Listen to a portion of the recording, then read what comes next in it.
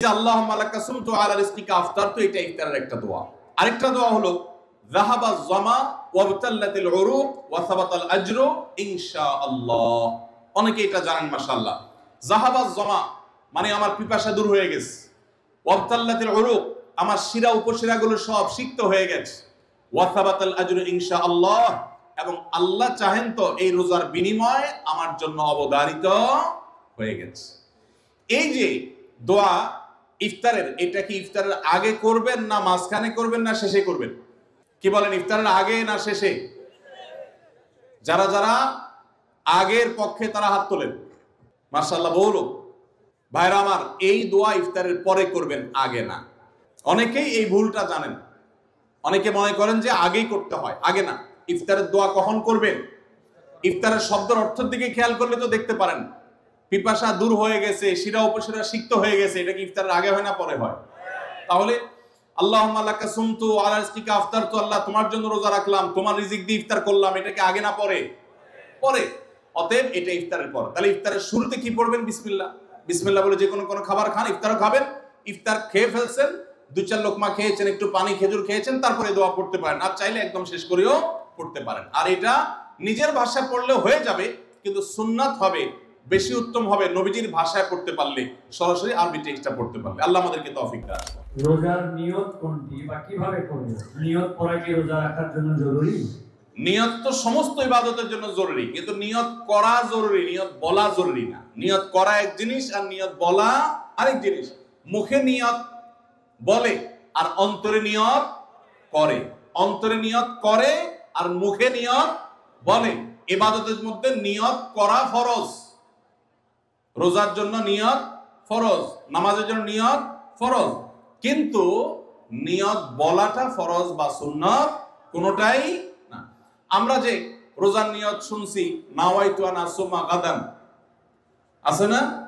বিভিন্ন আপনার ক্যালেন্ডারেও লেখা থাকে, ভিত্তিহীন। নবী করিম সাল্লাল্লাহু আলাইহি সাল্লামের কোন জয়ীফ জাল হাদিসেও এরকম রোজার কোন নিয়তের কথা কোথাও বর্ণিত হয় নাই। ইসলামের নামে নকল আমল করলে সওয়াব হবে না গুনাহ হবে? খবরদার। এই জন্য আমরা মেহেরবানি করে, আমি কি জন্য ভোর রাতে উঠছি? সারি খেতে উঠছি। সারি খেতে উঠছি মানে কালকে রোজা রাখবো, এটাই তো আমার নিয়ত। মনের ইচ্ছা আছে, ইন্টেনশন আছে, এটাই নিয়ত। রমজানে মাঝে মাঝে তারাবির নামাজ ছুটে যায়, যদি আমার তারাবির নামাজ ছুটে যায়, এতে কি আমার রোজা আদায় হবে বা রোজার পূর্ণতাতে কোনো সমস্যা হবে কিনা? ভাইরা আমার, রমজান মাসে তারাবির নামাজ না পড়লে আমরা অনেকে মনে করি যে তার রোজাতে বোধহয় অসুবিধা হবে। এটা সম্পূর্ণ ভুল ধারণা। তারাবি একটা ইবাদত, রমজানের রোজাটা আরেকটা ইবাদত। যেহেতু তারাবি না পড়লেও রমজানের রোজা হয়ে যায়, তাহলে তারাবি পড়ার কি আর দরকার আছে? কেন? রোজা তো হয়ে যাবে। আলাদা ইবাদত। রোজা রাখা একটা ইবাদত, তারাবি পড়াটা আরেকটা ইবাদত। নবী করিম সাল্লাল্লাহু আলাইহি সাল্লাম একই হাদিসে দুটি কথা বলেছেন, মান কামা রমাদানা ঈমানান ওয়া ইহতিসাবান গুফিরা লাহু মা তাকাদ্দামা মিন যামবি। একই হাদিসে বলেছেন, মান সামা রমাদানা ঈমানান ওয়া ইহতিসাবান গুফিরা লাহু মা তাকাদ্দামা মিন যামবি। যে ব্যক্তি ঈমান এবং ইখলাসের সাথে রমজানের রোজা রাখবে, আল্লাহ তার পূর্বের গুনাহ মাফ করবেন। যে তারাবি পড়বে তারও পূর্বের গুনাহ মাফ করবেন ইনশাআল্লাহ। এজন্য ভাইরা, তারাবির নামাজ পড়তে হবে, এটা সুন্নাহ, গুরুত্বপূর্ণ সুন্নাহ, সাধারণ সুন্নাহ না। নবী সাল্লাল্লাহু আলাইহি সাল্লাম ছাড়েন নাই, সাহাবীরা ছাড়েন নাই। কোনো ওযর ছাড়া তারাবি ছাড়া যাবে না। জামাত ছুটে গেলে একা একা হলেও পড়বেন, কিন্তু কোনো কারণে পড়তেই পারলেন না, সফরে আছেন, ট্রাভেলে আছেন, বাসে ছিলেন, ট্রেনে ছিলেন, নাইটে সফর করেছেন, তারাবি পড়তেই পারেন নাই, ইনশাআল্লাহ আপনার রোজা হয়ে যাবে। তাই বলে তারাবিকে অনেকে অবহেলা করেন আজকাল, যেটা তো সুন্নাহ, না পড়লে কি? এই অবহেলাটা আরেকটা দোষের। তাহলে আমাদের মধ্যে দুইটাই সীমা লঙ্ঘন। কেউ মনে করেন তারাবি না পড়লে রোজাই হবে না, এটা হলো বাড়াবাড়ি।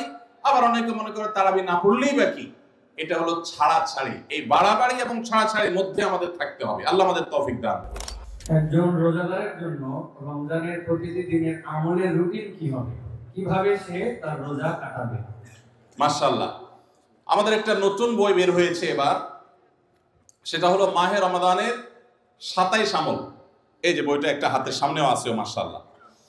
এটা মূলত আমাদের একটা বক্তব্যের নির্যাস এর আগে সোনাইমণিতে একটা বক্তব্যে আমরা মাহে রমজানের উপরে একটা গবেষণা করে 27টা আমল কোরআনের আলোকে বের করেছি, সেটা উপস্থাপন করেছি, পরে এটাকে বই আকারে আনা হয়েছে। এখানে রমজানে আপনি কি কি করবেন তার সবগুলোর তালিকা দেওয়া আছে। অতএব এটার আলোকে আপনি আমল করতে পারেন, চাইলে ভিডিও বক্তব্যটা শুনে নিতে পারেন। একবার সকাল থেকে রাত পর্যন্ত একটা সুনির্দিষ্ট রুটিনের মধ্য দিয়ে কাটাবেন, আর কিচ্ছু করতে পারেন না পারেন, শুধু একটা কথা বলে যাই, রমজান মাসে ফরজ রোজা রেখে অন্তত কোনো প্রকার হারাম কাজ, গুনাহের কাজ করবেন না। বাস এটুকু যদি করতে পারেন ইনশাআল্লাহ আপনার রমজান সাকসেস। চেষ্টা করা যাবে না ইনশাআল্লাহ? একটা কাজ যদি করতে পারেন আপনার রমজান ইনশাআল্লাহ সফল। সেটা হলো ফরজ রোজা রাখলেন, 5 ওয়াক্ত নামাজ তো ফরজ পড়বেনই, ফরজ কাজগুলো করলেন আর গুনাহ থেকে বেঁচে থাকলেন, কোনো হারাম কাজ করলেন না, ঝগড়াঝাটি করলেন না, মিথ্যা বললেন না, চগলখড়ি করলেন না, গীবত করলেন না, কাউকে ঠকাইলেন না, 2 নম্বর কাজ করলেন না। এই গুনাহমুক্ত যদি রমজান কাটাইতে পারেন আপনার রমজান সাধনার সার্থক ইনশাআল্লাহ। আল্লাহ তৌফিক দান করুন। আসুন্নাহ ফাউন্ডেশন, উম্মার স্বার্থে সুন্নাহর সাথে।